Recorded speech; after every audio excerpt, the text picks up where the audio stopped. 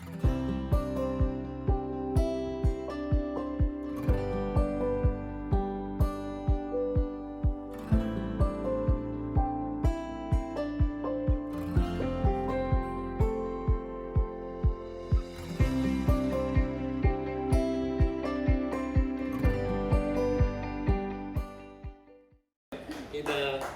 our FB Live, welcome and thank you for joining us.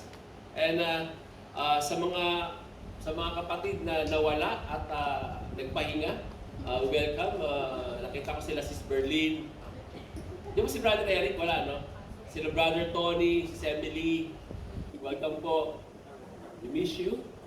And welcome sa ating bagong dating. Better late than later. Don't worry, nag-umpisa pa lang kami. Yeah. Praise God. Praise the Lord. Yes.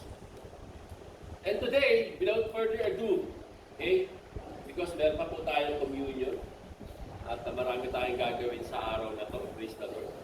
This is a church on fire. This is a busy church. Hallelujah. Today, we're going to talk about the important part of life of being a Christian.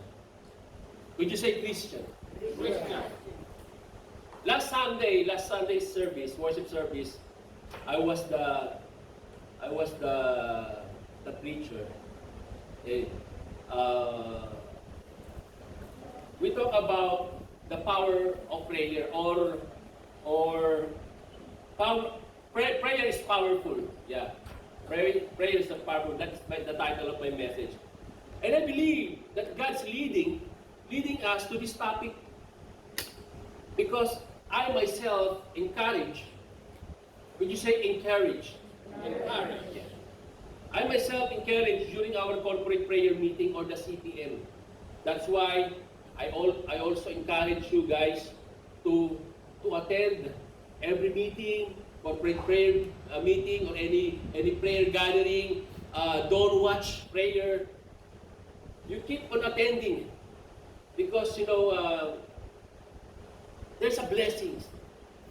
There's a blessings in attending the corporate prayer meeting, praying with one another. And praise God, every Monday, a prayer meeting is happening in this basement. Right, Sister Larry, Monday, no? Monday, 7 p.m. So you are all invited kung sino man yung mga nais umattend ng prayer meeting. And then every Thursday, I already asked Brother Reggie to resume the Thursday prayer meeting, and I speak also to my wife, Gay, just yesterday night. In my conviction, I told her that we have to have a prayer meeting in the house, and we're praying for that God grant the desire of my heart. And African Bread also every Thursday here in the basement, and because Jesus said, "It is written, my house shall be called the house of prayer." A man of God is a man of prayer. Amen. And so if we don't experience yet the partnership in praying, I suggest you attend or commit to some of our prayer meetings. Because the Bible teaches us also to pray for one another. I know you're praying alone in your room, you're praying here, no? But in prayer meeting, you try to experience it, no? And napakasaya if you have this what you call that, answered prayer, no? Nakikipag-celebrate ka kapag meron kayo na answered prayer. Kaya nga, si Sis Larry, lagi ako kinakamusta yung follow-up ko. Kamusta po yung ganito, pray natin. Yeah. Then, two babies were praying for Kenzo and Ethan, no? And I think Ethan is already fine. No? I just read the message this morning or last night. Okay, so let's keep on praying for them. So, are you ready? Ready. Could you ask your neighbor, are you ready? Are you ready to hear the most dramatic prayer meeting recorded in the scripture. Listen to this, the most dramatic prayer meeting. Actually, for me, it's not only dramatic, but with action too eh. O siguro, yun ibig sabihin yung dramatic na yun, with action. No, yung istorya ng passage na to. Okay? Are you ready? Yun na. Amen. Amen. Hallelujah. So,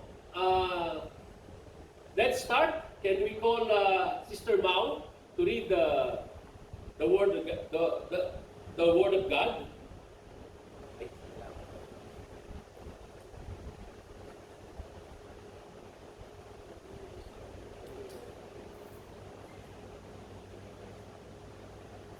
Morning po ulit. I will read from the book of Acts, chapter 12, verses 5 to 17. So, gawin mo ng 1 to 17. Tawa na po. Ayan. Chapter 12, verses 1 to 17.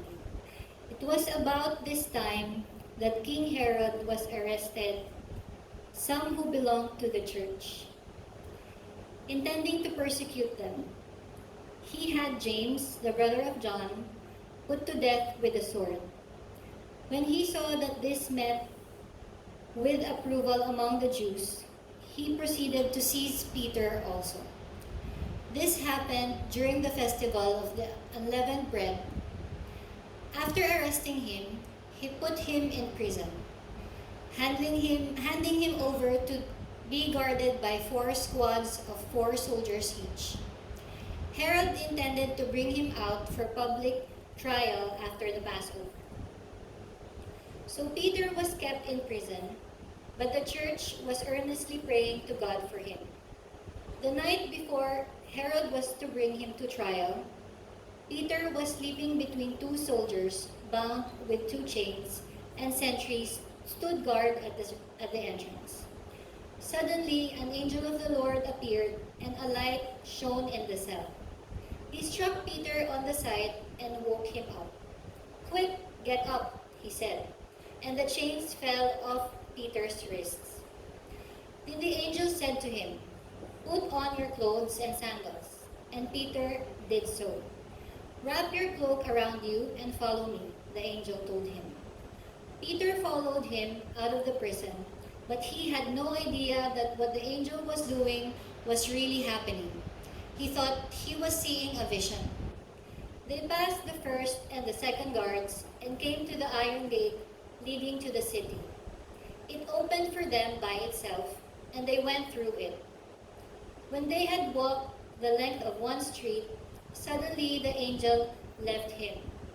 Then Peter came to himself and said, "Now I know without a doubt that the Lord has sent his angel and rescued me from Herod's clutches and from everything the Jewish people were hoping would happen." When this had dawned on him, he went to the house of Mary, the mother of John, also called Mark, where many people had gathered and were praying. Peter knocked at the outer entrance, and a servant named Rhoda came to answer the door. When she recognized Peter's voice, she was so overjoyed, she ran back without opening it and exclaimed, "Peter is at the door." "You're out of your mind," they told her. When she kept insisting that it was so, they said, "It must be his angel." But Peter kept on knocking, and when they opened the door and saw him, they were astonished. Peter motioned with his hand for them to be quiet and described the Lord had brought him out of prison. "Tell James and the other brothers and sisters about this," he said. And then he left for another place. Amen. Praise God. Praise God for the reading of His Word. Can we all stand up and let us pray for a moment?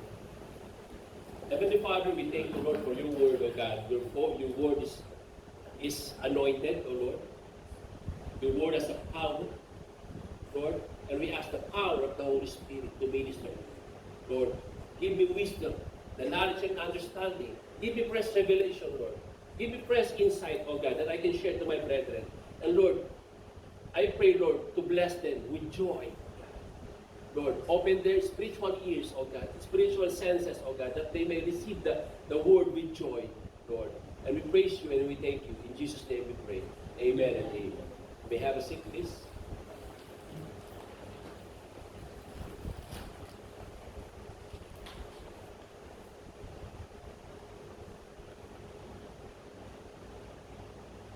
So this morning, we're going to talk about the 8th message in our House-to-House series. Prayer meeting in the house of Mary. Okay? But before we proceed to the main topic, let me first introduce you to the character of this story to avoid confusion. The Mary in this passage is not Jesus' mother, not Mary Magdalene, or not Mary in Bethany, or other Marys in the Bible. She is the mother of John Mark. John Mark, or Mark, who wrote the Gospel of Mark.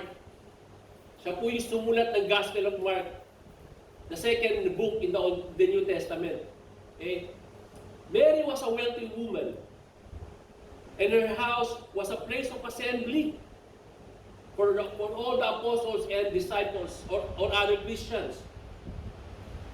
Mary was a remarkable woman in the New Testament who are mentioned only once. Ilang beses natin ang pangalan Mary sa passage na to? Only once. Right? And Luke, the apostle, si Luke, siya po yung nagsulat ng Book of Acts.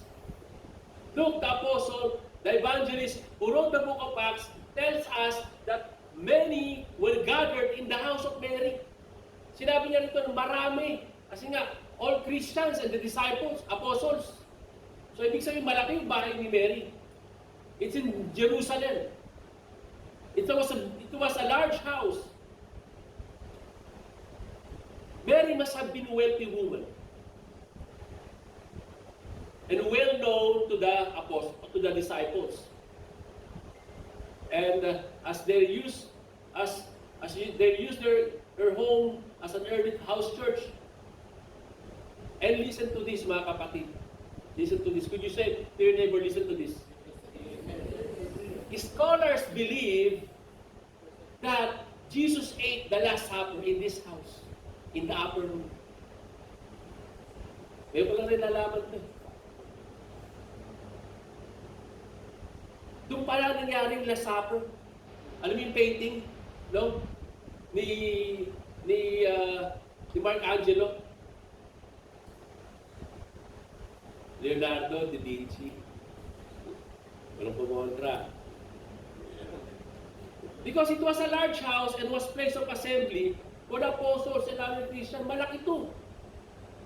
And another character, para malaman natin yung binanggit na Herod Agrippa. This Herod Agrippa is called King Herod. Reports that he persecuted the Jerusalem church. Siya nag-persecute sa Jerusalem church.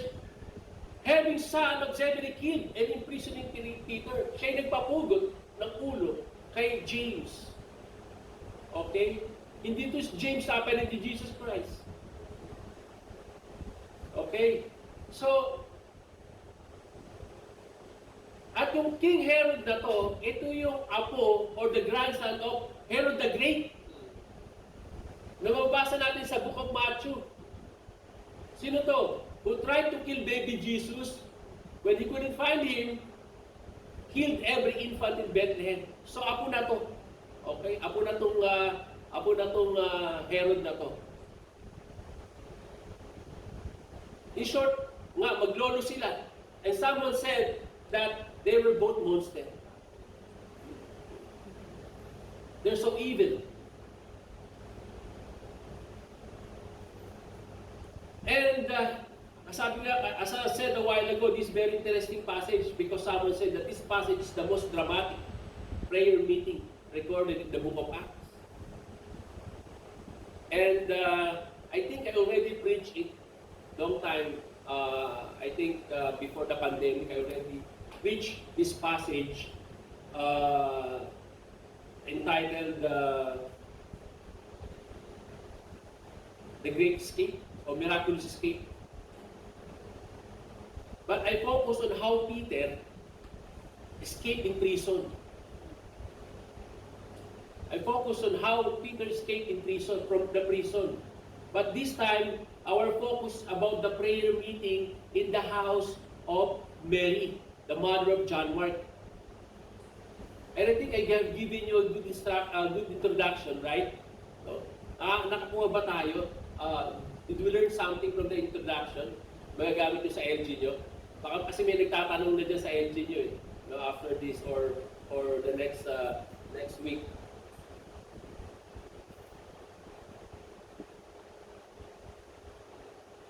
We as a Christian are involved in the most heated and holy battles of all time.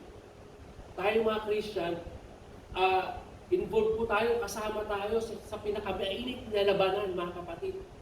Labanang spiritual. The battle against the rulers of the darkness of this world. That's in Ephesians 6 verse 12.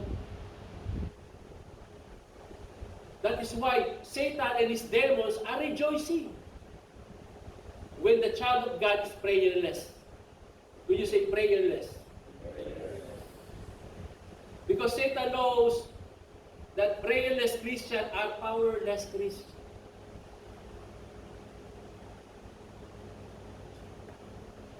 Do you believe in that? Pag kulang tayo sa panalangin, mga kapatid, tayo yung mahina. A man of God is a man of prayer. And someone said that 7 days without prayer makes 1 week. 7 days without prayer makes 1 week. And sometimes we hear someone says, we've done all we can. The only thing we can do now is to pray.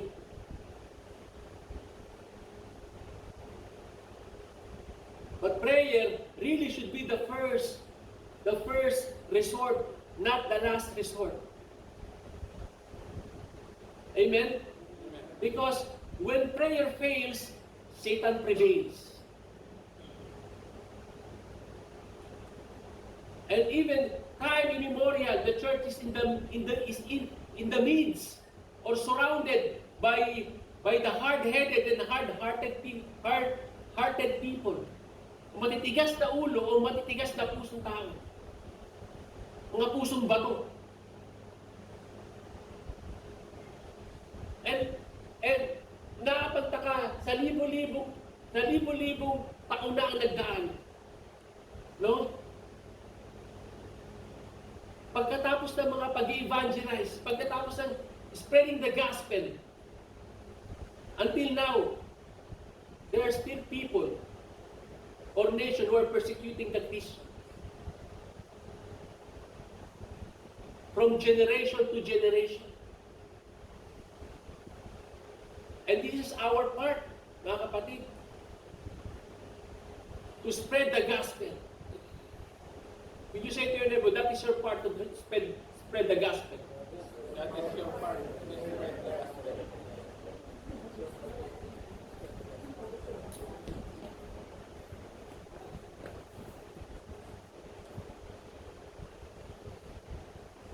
And this is what happened in this story. They arrested Peter for spreading the gospel. And if you can read the previous chapter, or in the Acts chapter 11, we can read that all believers had been scattered during the persecution.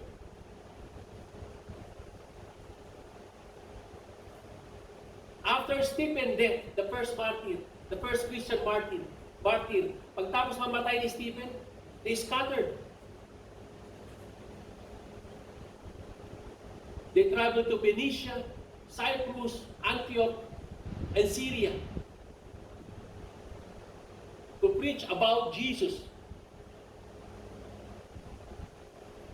To preach about Jesus is the Messiah. Jesus is the Lord. And, siyempre, pag may bida, may kontrabida. The enemy's task or purpose in every generation is to silence the voice of the gospel. Ito ang trabaho ni Satanas. Gumawa ng paraan para hindi marinig ang mabuting balita. Ang mabuting balita ng kaligtasan. I remember 1 week ago, I met one kababayan in our building, in our elevator, in the lift. You know? Siyempre, alam niyo naman ako friendly, and it's the urge of the Holy Spirit to approach her. Sabi ko, kabayan, saan ka nagsisimba? Ay, pakilala ko, may pastor. Then, in short, nag-share na ako ng gospel. Lumabas na kami ng lift. Nag-share ako ng gospel. Actually, I invited her to our house. Sabi ko, dito yung family ko, dito yung wife ko. Minsan, doon ka naman mag-lunch sa amin, diyan ka na pala, tagal mo pala dyan sa building. Mas nauna pa sila. Siguro almost 2 years pala kami, sila matagal na dyan. Ngayon lang kami nagkita sa lift. No? And I was I was sharing the gospel, the good news. Alam niyo ba nangyari? May nasirang sasakyan na puro alarm. Beep, beep, beep, beep, beep. Nag-share ako ng gospel. Alam na, Satanas gumawa na naman ng paraan. So, sabi ko sa kanya, alam mo, Satanas yan, you know? Then she just smiled. And after, huminto naman yung sasakyan. Huminto yung alarm. Then, although mainit sa baba, dahil humid eh. Then, sabi ko sa kanya, okay, I'll just pray for you. Habang nagpipray kami, ito na naman yung alarm, beep, beep, beep, beep, beep. Nagagaw na naman, sinira na naman. No? Satanas talaga. Sabi nga kay kababayan, alam mo ba yan, distraction yan. Actually, sinerview nga yun sa kanya yung link natin. So, this is the attempt of Satan. This is the attempt of Satan to defeat the redemptive purpose of God. Alam ko nangyari lang sa inyo. No? Kaya nangyari, nag-share sila ng gospel, ito yung distraction ng kaaway. Hindi naman face-to-face, kahit na sa cellphone, kahit na sa chatting lang, may distraction ng kaaway. Nangyari na sa inyo to. But listen to this. God's mighty answer is always the working power of prayer. At ito pag-uusapan natin ngayon. The working power of prayer. Notice the three important power of this prayer meeting. So we will focus on the prayer meeting. Pero babalikan din natin yung ginawa ni Peter, yung action kanina, yung drama. Okay. The people of prayer, meron sa doon, number 1, the people of prayer, Acts 12. When this had dawned on him, he went to the house of Mary, the mother of John, also called Mark, where many people had gathered and were praying. As we have read, Satan had done his best to imprison Peter. Ginawa niyang paraan para makulong si Peter, to silence the gospel of the good news of salvation in the city of Jerusalem. Kasi doon nag-share si Peter sa city of Jerusalem. Napakulong niya si Peter to stop the preaching about Jesus. And same thing to the other Christians in the world. Napapakulong, nape-persecute, napapahirapan pa nga. At hindi natin maalis, no?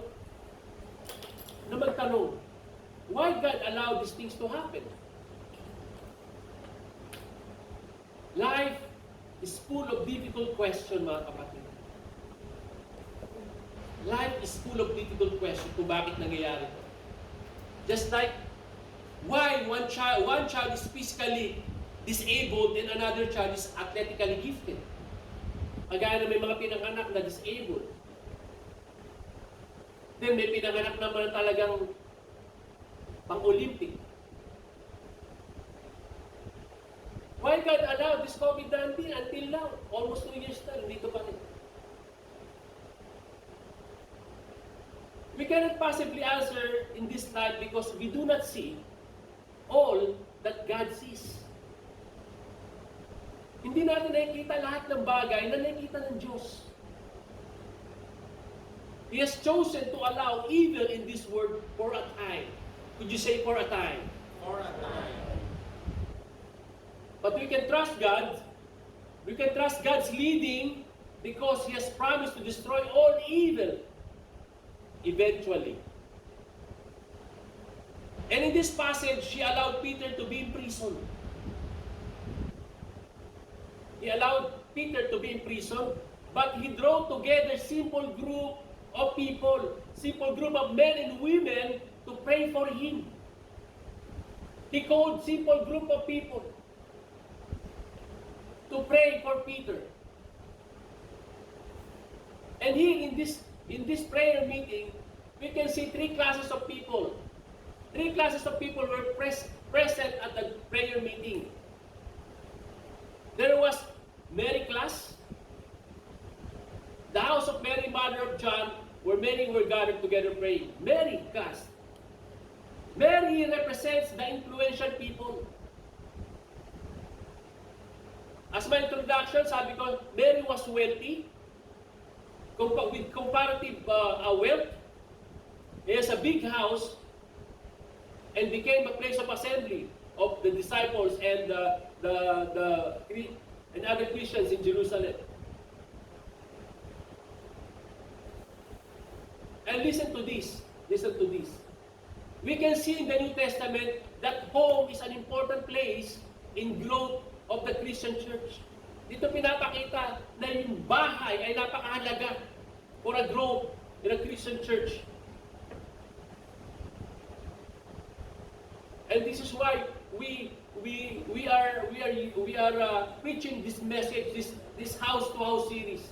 Not only taking the message personally, spiritually, but also to learn. The house church is a biblical. Doon nagsimula lahat. From temple courts to house, from basement to house. And even today, the gathering of God's people takes place in private homes. And I praise God for the Marys of church history and the Marys of today, who always make their homes open, available for the life group, for the Bible study, for the small group, for the alpha, for the beta, for prayer meeting and fellowship. To all homes that are open for this kind of gatherings, I salute you guys. Can we give God's glory? God's glory for your lives when nag-open ng kanilang mga bahay para sa mga gawain ng Panginoon. And again, like yung sasabihin, when you let Jesus in to your house, there will be provision, restoration, there will be healing. Right? The dead will rise. Yung mga namatay na pag-asa, muli niyang bubuhayin. Hallelujah. So I encourage you guys, dun sa mga hindi pa nagpapatuloy, try. Pag pinatuloy niyo ang gawain sa inyong tahanan, pinatuloy niyo ang Panginoon. Diba? Amen? At yung mga pinapatuloy, wag lang kayo malikot. Diba? Wag lang kayo malikot doon. Baka makabasag pa kayo. Okay? So, there was the Rhoda class. Mary class, now Rhoda class. As Peter knocked at the door of the gate, a girl named Rhoda came to answer. Isang beses nang binanggit si Mary. Ito si Rhoda, ilang beses binanggit dito. Rhoda, okay. Whose name means rose, represent the insignificant people. Insignificant people. insignificant person si Rhoda. Or simple woman who gives simple support. A familiar servant who answered the door. Subukan mo na ito, tagabukas ng pintuan. No? Sa mga pintuan, no? Huwag ngayon, Brother Richard. Subukan mo na yun, na ikaw tagabukas, no? Parang nahihiyakan. Ako na naman magbubukas. Di ba? A familiar servant who answered the door. But we can learn something from Rhoda. From this, we learn that while God is using significant people, or influential people, or well-known people, God never despised the insignificant people.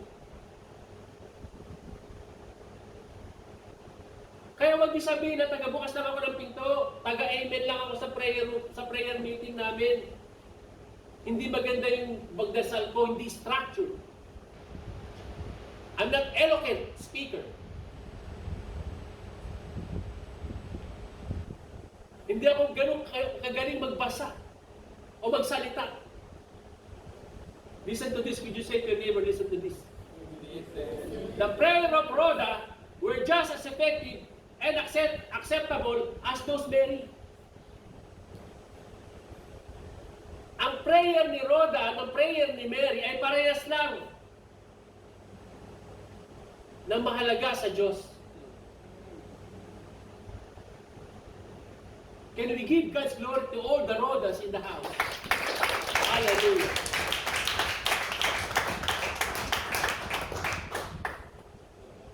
May Mary tayo, may Rhoda, okay?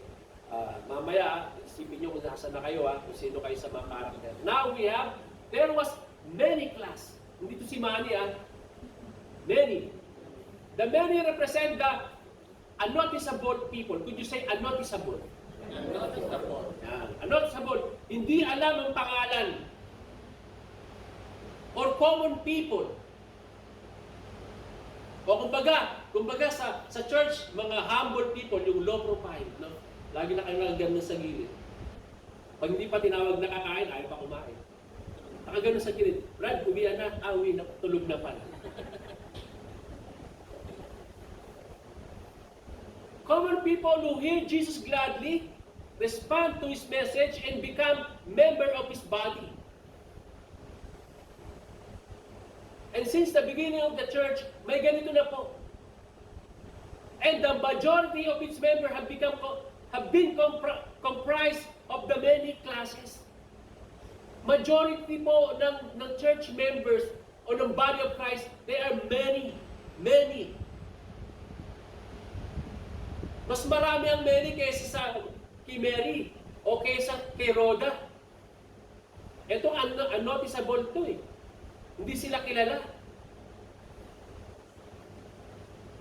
And this is how it will be to the end. Ganun lang.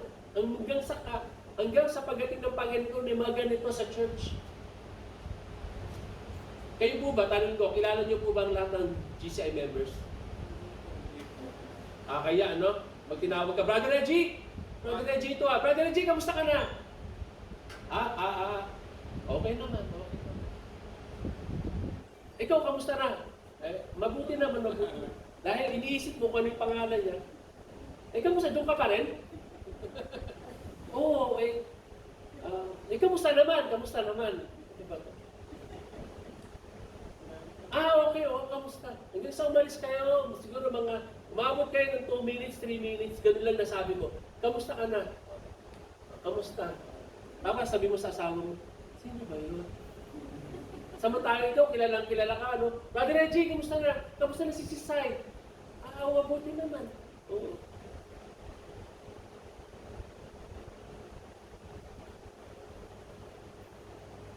Kaya mahalaga yung pang-attend ng mga church gatherings, mga kapatid. Doon natin nakikita yung may bago pa lang member ng Hawaii. May bago pa lang member ng ang San Mia. Meron pa lang bagong member sa South. Taga-South ka, hindi mo alam, may bagong member na pala sa South. No? Hindi pangalan, hindi nyo kilala. No? Could you say to your neighbor, Sis, kamusta po? Hindi pa kayo nagkakamusta? Wala ka nila. Sis, brother, kamusta po? Kasi ngayon hindi na tayo nag-shake hands eh. Di ba? Dati meron tayo, okay, before we start, okay, could you please greet one another? Wala na eh. Gagawin natin yung mga ganito lang para at least nakikita nyo face to face. Nakikita nyo. Kasi minsan dahil meron tayong face mask, hindi natin namumukhaan kahit na paglabas. Praise God, meron na tayong Facebook page na nakikita natin yung bawat picture ng mga member. At pag may birthday, nakikita natin, may birthday bago to nasilip natin ang mukha nila. Okay? At least doon, nakikita natin, magpapamilyar tayo. Although dumadami na nga tayo. Kaya nga, majority yung many class. But whether you are many class, Rhoda class, and many class, remember this, with God, there is no favoritism. Romans 2:11, for God does not show favoritism. Okay? He sees us without distinction, or class, race, or sex. He sees us, hindi niya kung ano yung gender natin, kung maputi ka ba, okay, kung maitim ka ba, kung kulot ba ang buhok mo, di ba? Kung unat ba ang buhok mo, kung may kulay ba ang buhok mo, di ba? He sees us people at prayer. And praise God that anyone can pray to Jesus. Anyone who knows the cleansing of His precious blood, the renewing of the Holy Spirit, and the inspiration of the Holy Scriptures. And number 2, the purpose in prayer. Purpose in prayer, unity in prayer. Many gathered together praying. Acts 12:12. In this passage, Luke, who wrote the book of Acts, impressed us with two aspects of prayer. Two aspects of prayer. Would you say aspect?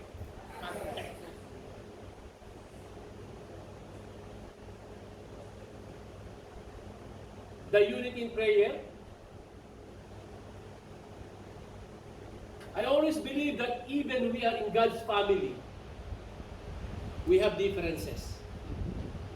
Do you believe? We have differences. We have different attitude. We have mood swings. Would you say mood swings? We have different views. Iba-iba. Maging yung family background natin. How we raise. Iba-iba. Diba?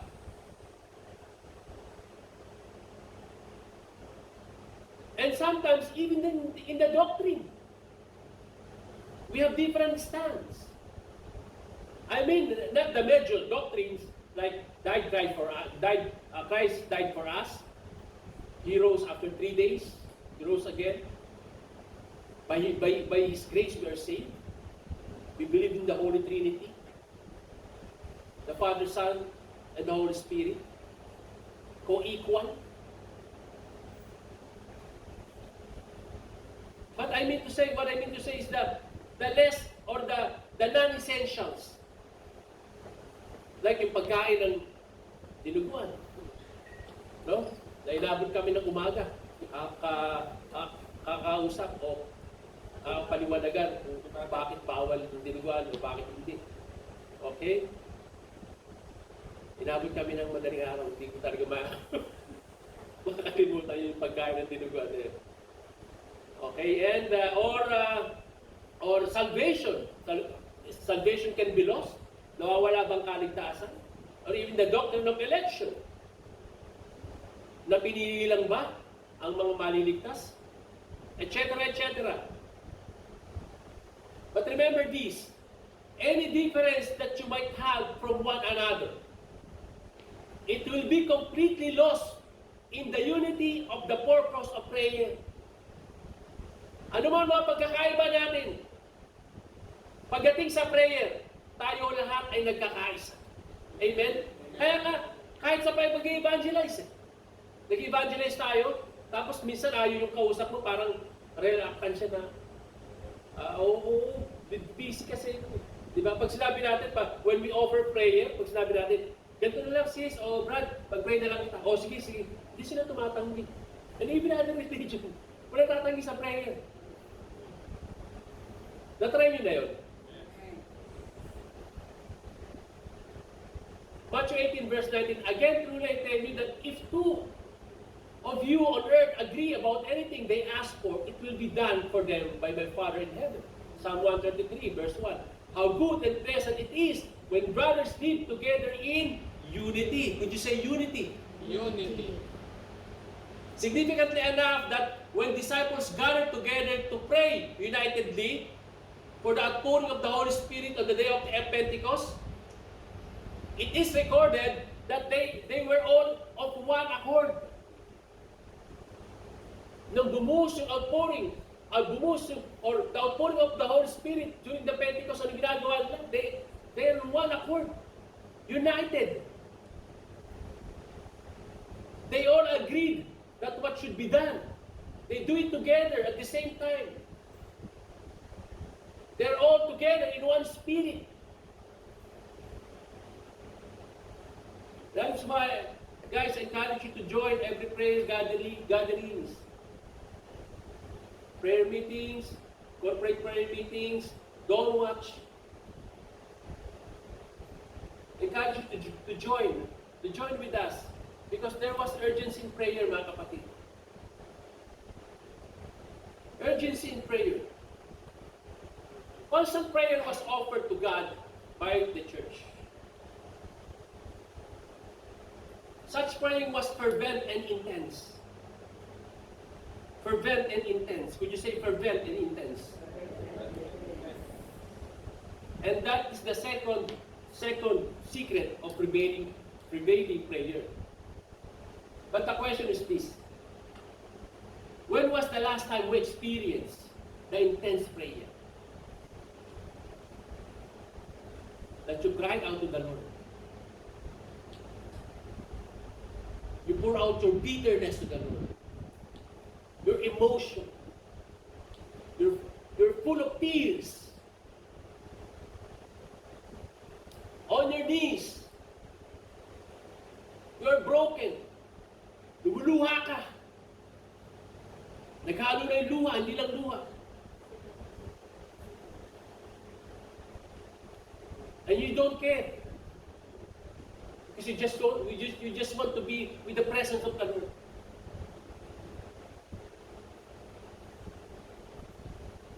Kailan natin huling ginawa ito? And sometimes our pain, our sadness, your confusion, your doubts, your questions in life is necessary in prayer. It is necessary. Fervent, intense. All you have to do is to mingle all in prayer. Your brokenness, your doubts, your sadness, your confusion, pagsama-samahin mo. It's called Calvary prayer. Calvary, could you say Calvary? Calvary, it is called Calvary prayer, and therefore it is a victorious prayer. Hallelujah. Eh di ba pagtapos nyo parang you have peace, madugang yung pakiramdam nyo. Pakiramdam nyo, gumaan kayo ng nawala yung 10 pounds nyo.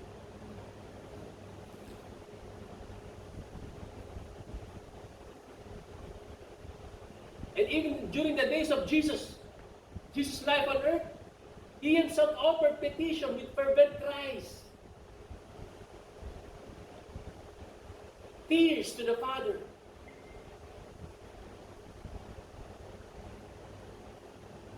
And do you know that when you pray like this, mga kapatid,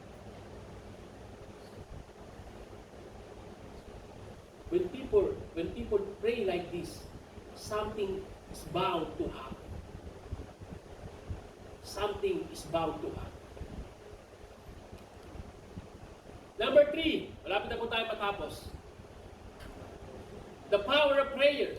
The iron gate opened of its own accord. Acts 12:10. Remember that Peter had been cast into prison. O pinakulong si Peter. Si James naman, pinapugutan ng ulo.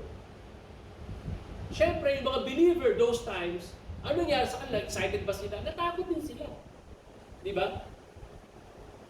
Nag-alala. They were fearful, anxious, afraid na mangyari sa kanila yung nangyari sa mga to. Hindi lang kay Peter, hindi lang kay James, maging kay Stephen o other believers na hindi na na-record sa scriptures. Other disciples. So what they did? Ano ginawa nila? Nag-relax ba sila? Nag-chill.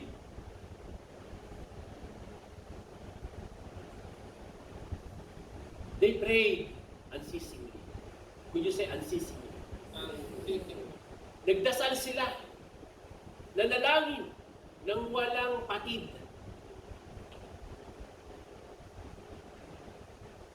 Nanalangin sila ng walang patid.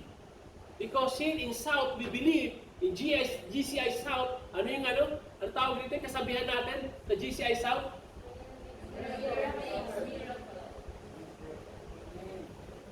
Prayer makes miracles. Yun. Could you say, prayer makes miracles? Prayer makes miracles. May malakas pa nagsabi nun, o na ba? Something happened?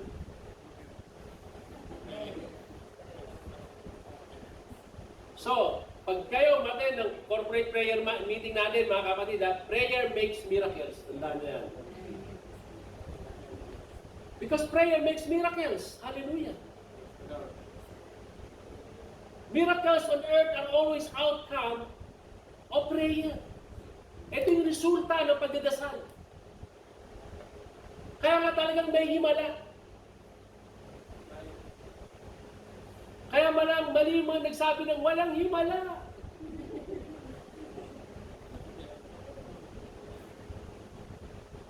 Merong himala.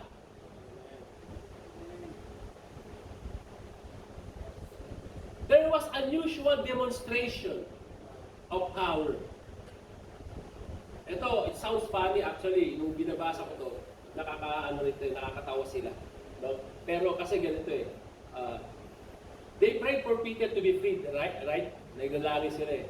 Ayun yung purpose ng yung prayer meeting eh. Para lumaya si Peter. Ngayon naman, eto na, when Rhoda reported that Peter was standing outside the door, they said to her, "You're out of your mind." Sabi niya sa ibang translation, maybe that is his angel, sabi niya. Nanalangin sila, no? Pero yung dumating yung kasagutan ng panalangin, sabi, wala ka sa sarili mo, ba't nandito yun?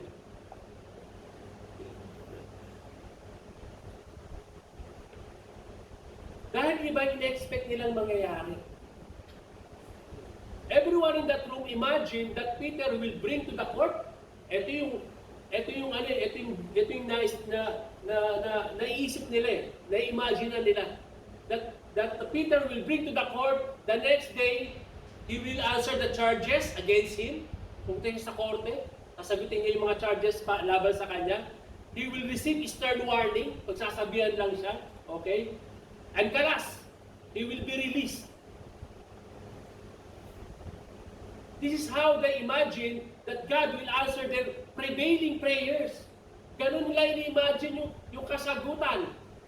No? Maging minsan ganyan din tayo. Admit it or not, right? Habang nag-pray tayo, na alam natin, ini-imagine natin, ganito mangyayari. O sige, mag-pray ako, Lord, ganito. Inutusan natin yung Panginoon, yung kamay ng Diyos, di ba? Dinadala natin, Lord, hawakan mo yung kamay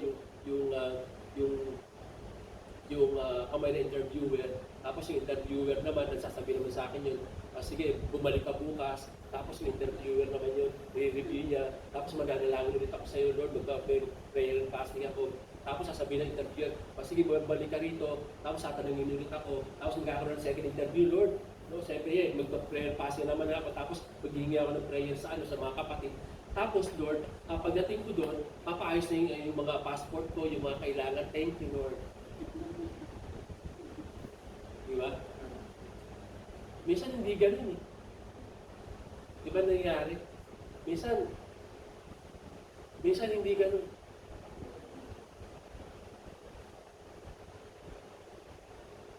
God always works far above all that we could ever ask or think or imagine.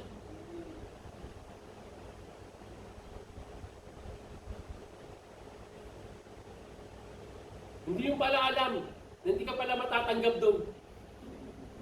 Pagdating mo pala doon, sabihin sa'yo ng tapos na, wala na kaming hiring. Pero may kilala ako, pwede ka doon. Akin yung CV mo. Ang sweldo mo ganito, mas malaki pa. Wow, praise the Lord, hallelujah. Purihin ng Diyos. Bakit ganun? Di ba? God always works far above all that we could ever ask or think or imagine. Nakita natin yung paglaya ni Peter, di ba? Sa story, yung the most dramatic. Di ba? Nakadena siya. Kinadena siya. Tapos, nandyan, may nagbabantay sa kanyang mga kawan. Okay? Tapos, yung mga kawan, yung kadena niya, yung talikala, nalaglag. Nang walang ano-ano. Nagulat siya. Tapos yung mga tao, tulog pa rin. Lumabas yung anghel. Okay? Nagtaka si Peter, sabi nung anghel, Peter, get up. Kunin mo na yung sandal mo, tsaka yung balaban mo. Sumunod ka sa akin. Sumunod si Peter, hindi niya alam. Ang sabi niya, parang nakakita lang siya ng vision. Sumunod lang siya, sumunod. Tapos merong kawan na naman. Yung mga kawan, nakatayo pero tulog lang. Di ba? Dumaan siya sa dalawang kawan na yun, hindi siya pinapansin. Hanggang makarating siya sa gate, lumampas siya sa gate, na bumukas pusa yung gate. Bumukas pusa yung gate, nakalabas siya. Pagdating dun sa daan o sa street, bigla yung anghel nagpumalis. Kung papako, di ba? Himala. Kasi ganoon ang Panginoon, mga kapatid. Ang iniisip nila, sige si Peter, ihaharap sa judge, tapos noon, magkakatiwiran si Peter, magaling mga katiwiran si Peter. Okay, tapos yun, bibigyan lang siya ng stern warning, tapos papalayanin siya. Alas, makakasama na si Peter. Hindi na alam, same day, during the prayer meeting, answer them. Hallelujah. Purihin ng Diyos. Kailan nangyari yun sa prayer meeting natin? Maraming beses, mga kapatid. During our prayer time. Pinagpipray pa lang, uma-answer na. Praise God, tapos na po. Okay na siya, magaling na. Nagtatanong pa sa akin si Pastor Hazel. Pastor, kamusta na yung si Ethan, follow-up na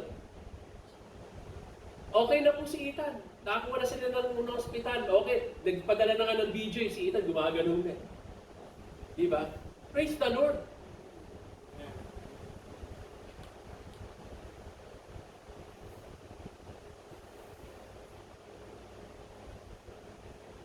Habang nagsasalita tayo, mga kapatid, during our prayer time, with partners sa prayer meeting, tandaan nyo ito, gumagalaw ang Panginoon. That's the wonder of prayers.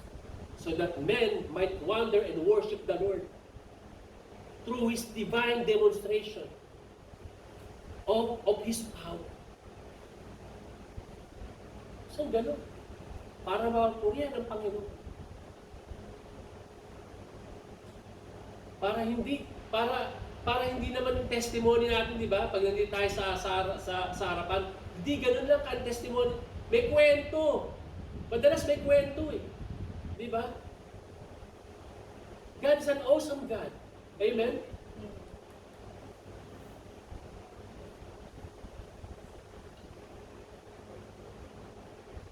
Next slide, please.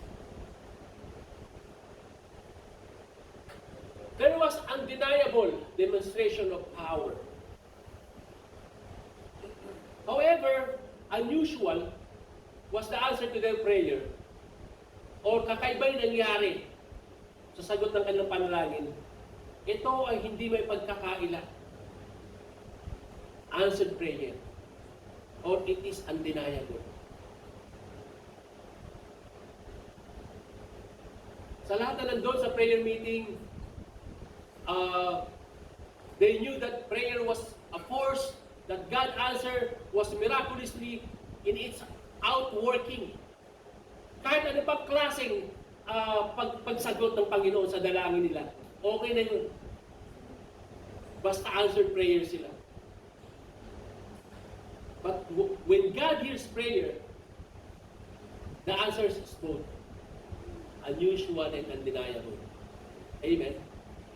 Naranasan nyo yun o unusual lang? Siyempre, unusual and undeniable. Kahit kakaiba yun, the way the Lord answered my prayer is amazing. Amen? In conclusion, mga kapatid, partnership in prayer involves people at prayer, purpose in prayer, and then power in prayer. The question is this: are you involved in this glorious partnership? Are you involved in this glorious partnership? Or are you committed to pray for the other people, or for the other lives of our brethren?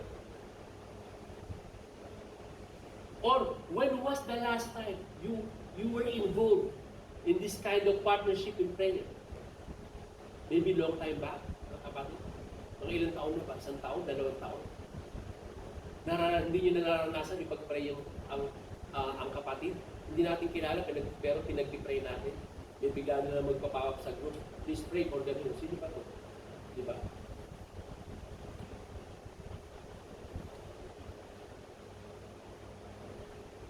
Or maybe hindi pa nga nai-involve. Meron sa atin dito, dahil bago, hindi pa siya nai-involve sa mga ganun. Or meron naman matagal na rito, ilang taon na sa atin, dekada na, hindi pa nai-involve sa prayer meeting or sa any prayer gatherings. Remember this. Listen to this, mga kapatid. Sabi mo sa listen to this. God is looking, sabi mo sa katabi mo, God is looking for someone like you.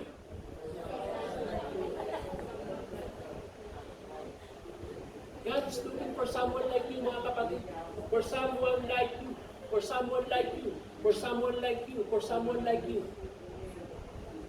Whether you are Mary, Rhoda, or many.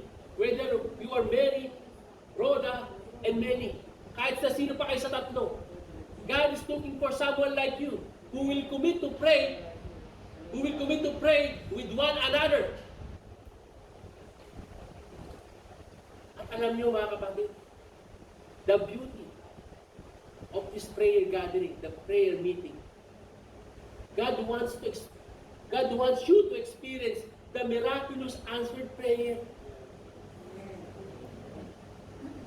The miraculous answered prayer, mga kapatid.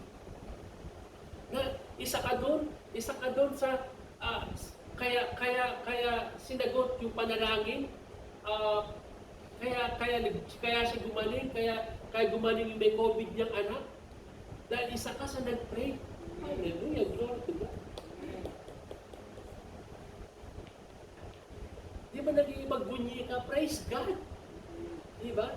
Minsan, naiiyak ka pa. Lord, di ko kilala ng bata na to, pero Lord, pagalingin mo. Then after that, nakita mo yung answered prayer. Nandun pa sa video, wow, Lord, praise God, glory to you, Lord. So you could see more of His wondrous works. So you could worship Him more. You could praise Him more for what He has done.